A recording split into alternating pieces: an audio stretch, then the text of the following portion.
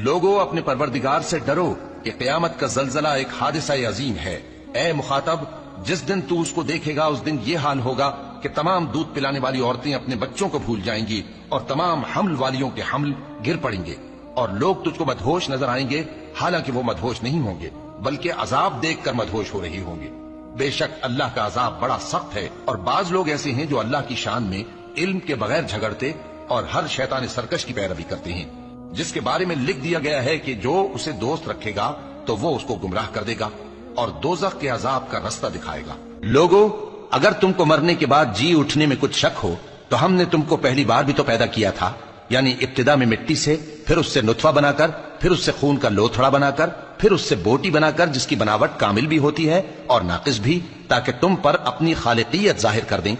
और हम जिसको चाहते हैं एक मियाद मुकर्रर तक पेट में ठहराए रखते हैं, फिर तुमको बच्चा बनाकर निकालते हैं, फिर तुम जवानी को पहुंचते हो और बाज कब्ल अज पीरी मर जाते हैं और बाज बुढ़ापे की निहायत खराब उम्र की तरफ लौटाए जाते हैं कि बहुत कुछ जानने के बाद बिल्कुल बेइल्म हो जाती हैं। और ऐ देखने वाले, तू देखता है कि एक वक्त में जमीन खुश्क पड़ी होती है, फिर जब हम उस पर मे बरसाते हैं तो वो शादाब हो जाती और उभरने लगती है और तरह तरह की बारौनक चीजें उगाती है। इन कुदरतों से जाहिर है कि अल्लाह ही कादिर मुतलक है। जो ये कि क़यामत आने वाली है उसमें कुछ शक नहीं, और ये कि अल्लाह सब लोगों को जो कब्रों में है जिला उठाएगा। और लोगों में कोई ऐसा भी है जो अल्लाह की शान में बगैर इल्म के और बगैर हिदायत के और बगैर किताब रोशन के झगड़ता है और तकब्बुर से गर्दन मोड़ लेता है ताकि लोगों को अल्लाह के रास्ते से गुमराह कर दे।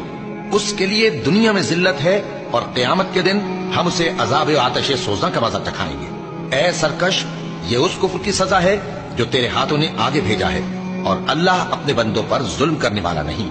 और लोगों में बाज ऐसा भी है जो किनारे पर खड़ा होकर अल्लाह की इबादत करता है, अगर उसको कोई दुनियावी फायदा पहुंचे तो उसके सबब मुतमईन हो जाए, और अगर कोई आफत पड़े तो मुंह के बल लौट जाए, यानी फिर काफिर हो जाए। उसने दुनिया में भी नुकसान उठाया और आखिरत में भी। यही तो साफ नुकसान है। ये अल्लाह के सिवा ऐसी चीज को पुकारता है जो न उसे नुकसान पहुंचाए और न फायदा दे सके। यही तो परले दर्जे की गुमराही है।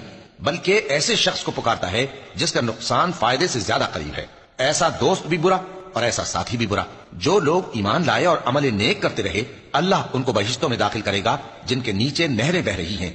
कुछ शक नहीं कि अल्लाह जो चाहता है करता है। जो शख्स ये गुमान करता हो कि अल्लाह उसको दुनिया और आखिरत में मदद नहीं देगा, तो उसको चाहिए कि ऊपर की तरफ यानी अपने घर की छत में एक रस्सी बांधे, फिर उससे अपना गला घोट ले, फिर देखे कि आया ये तदबीर उसके गुस्से को दूर कर देती है। और इसी तरह हमने इस कुरान को उतारा जिसकी तमाम बातें खुली हुई हैं। और ये याद रखो कि अल्लाह जिसको चाहता है हिदायत देता है। जो लोग मोमिन यानी मुसलमान हैं और जो यहूदी हैं और सितारा परस्त और ईसाई और मजूसी और मुशरिक, अल्लाह उन सब में क़यामत के दिन फैसला कर देगा। बेशक अल्लाह हर चीज से बाखबर है। क्या तुमने नहीं देखा कि जो मखलूक आसमानों में है और जो जमीन में है, और सूरज और चांद और सितारे और पहाड़ और दरख्त और चौपाए और बहुत से इंसान अल्लाह को सजदा करते हैं, और बहुत से ऐसे हैं जिन पर अजाब साबित हो चुका है, और जिस शख्स को अल्लाह जलील करे उसको कोई इज्जत देने वाला नहीं। बेशक अल्लाह जो चाहता है करता है। ये दो फरीक एक दूसरे के दुश्मन अपने परवरदिगार के बारे में झगड़ते हैं, तो जो काफिर हैं उनके लिए आग के कपड़े कता किए जाएंगे और उनके सरों पर जलता हुआ पानी डाला जाएगा। उससे उनके पेट के अंदर की चीजें और खालें गल जाएंगी, और उनके मारने के लिए लोहे के हथौड़े होंगे। जब वो चाहेंगे कि उस रंजो तकलीफ की वजह से दोज़ख से निकल जाएं, तो फिर उसी में लौटा दिए जाएंगे और कहा जाएगा कि जलने के अजाब का मजा चखते रहो। जो लोग ईमान लाए और अमल नेक करते रहे, अल्लाह उनको बहिश्तों में दाखिल करेगा जिनके तले नहरें बह रही हैं।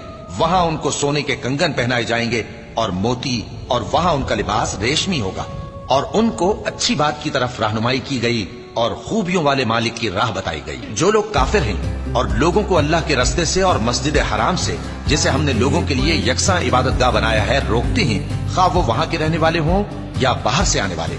और जो उसमें शरारत से कजरवी और कुफ्र करना चाहे तो उसको हम दर्द देने वाले अजाब का मजा चखाएंगे। और एक वक्त था जब हमने इब्राहिम को खाना काबा का मकाम बता दिया और इरशाद फरमाया कि मेरे साथ किसी चीज को शरीक न कीजो, और तवाफ करने वालों और कयाम करने वालों और रुकू करने वालों और सजदा करने वालों के लिए मेरे घर को साफ रखा करना।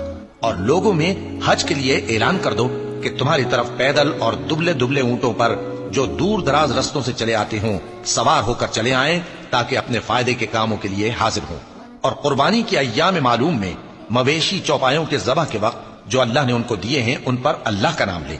اب اس میں سے تم خود بھی کھاؤ اور خستہ حال ضرورت مند کو بھی کھلاؤ۔ پھر چاہیے کہ لوگ اپنا میل کچیل دور کریں اور منتیں پوری کریں اور اس قدیم گھر یعنی بیت اللہ کا طواف کریں، یہ ہمارا حکم ہے۔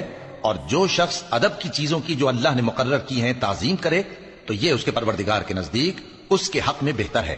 اور تمہارے لیے مویشی حلال کر دیے گئے ہیں سوائے ان کے جو تمہیں پڑھ کر سنائے جاتے ہیں، تو بتوں کی پلیدی سے بچو اور جھوٹی بات سے پرہیز کرو، صرف ایک اللہ کے ہو کر اور اس کے ساتھ شریک نہ ٹھہرا کر۔ اور جو شخص کسی کو اللہ کے ساتھ شریک مقرر کرے تو وہ گویا ایسا ہے جیسے آسمان سے گر پڑے، پھر اس کو پرندے اچک لے جائیں یا ہوا کسی دور کی جگہ اڑا کر پھینک دے، یہ ہمارا حکم ہے۔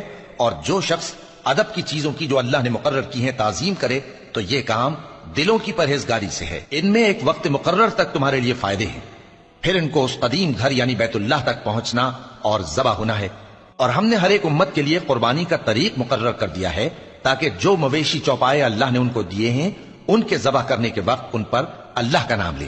سو تمہارا معبود ایک ہی ہے تو اسی کے فرما بردار ہو جاؤ اور عاجزی کرنے والوں کو خوشخبری سنا دو۔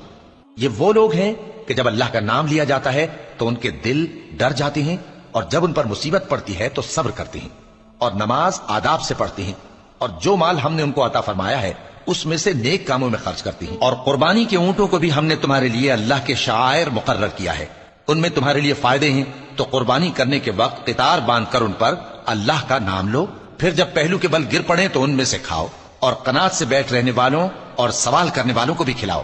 اس طرح ہم نے ان کو تمہارے زیر فرمان کر دیا ہے تاکہ تم شکر کرو۔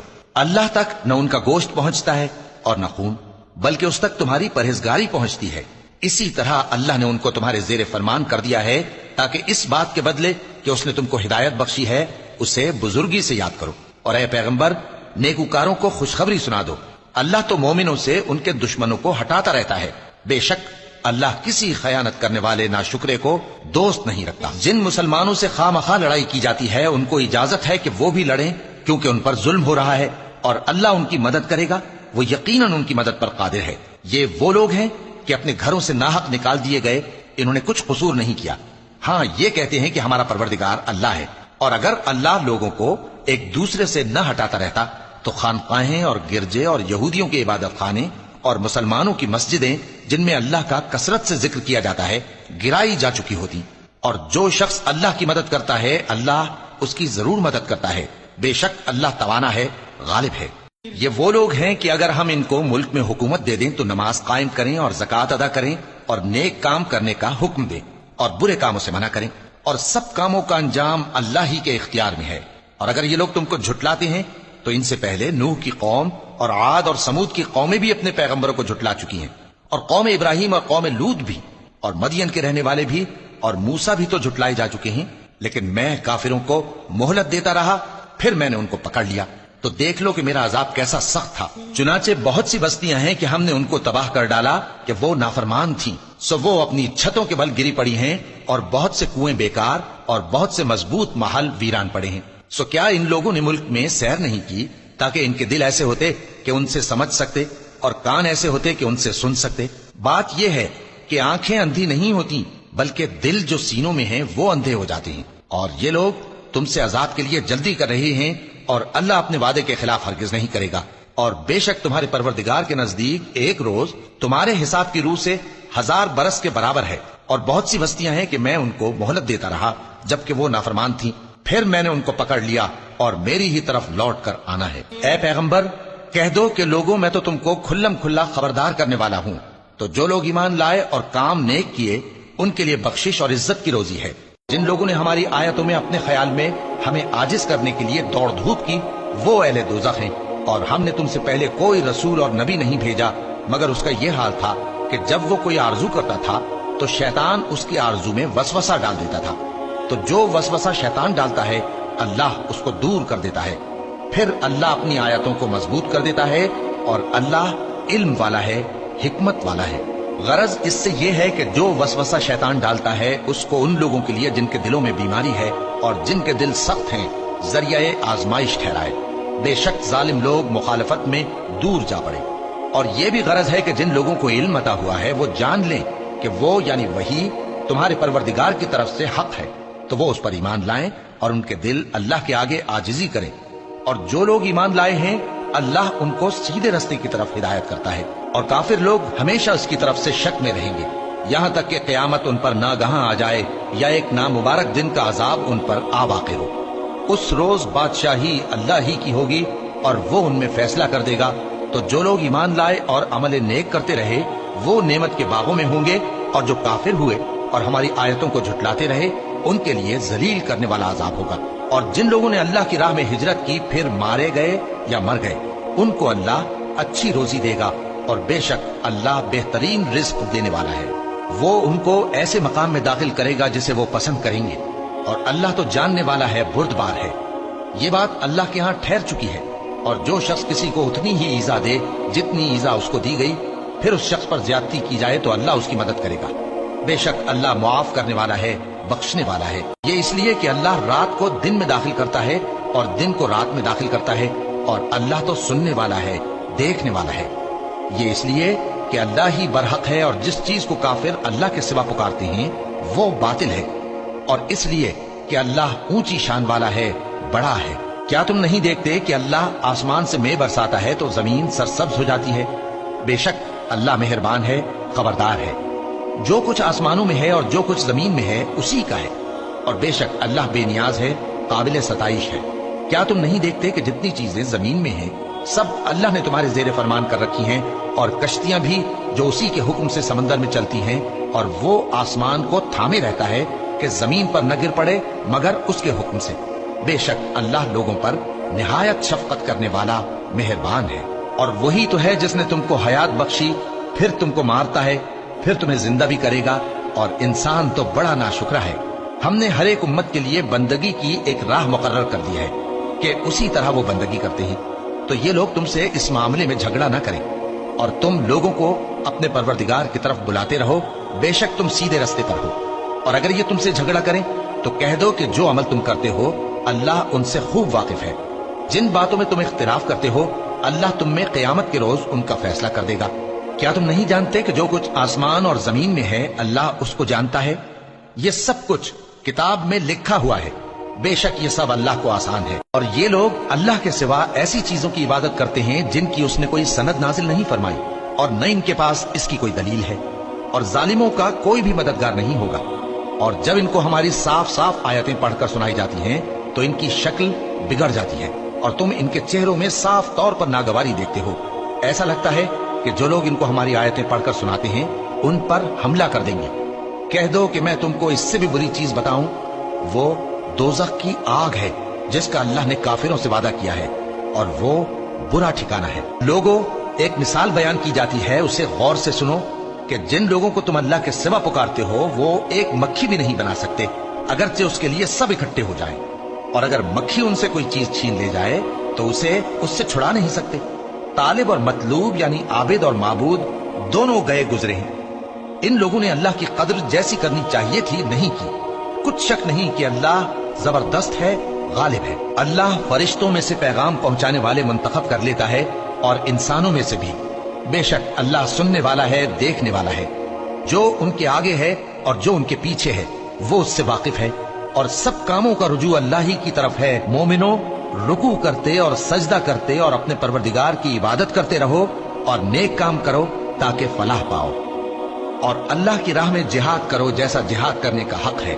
اس نے تم کو منتخب کیا ہے اور تم پر دین کی کسی بات میں تنگی نہیں کی، اور تمہارے لیے تمہارے باپ ابراہیم کا دین پسند کیا۔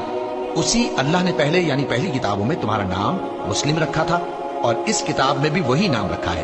تو جہاد کرو تاکہ پیغمبر تمہارے بارے میں گواہ ہوں اور تم لوگوں کے مقابلے میں گواہ رہو۔ سو مسلمانوں، نماز قائم کرو اور زکوٰۃ دو اور اللہ کے دین کی رسی کو پکڑے رہو، وہی تمہارا دوست ہے۔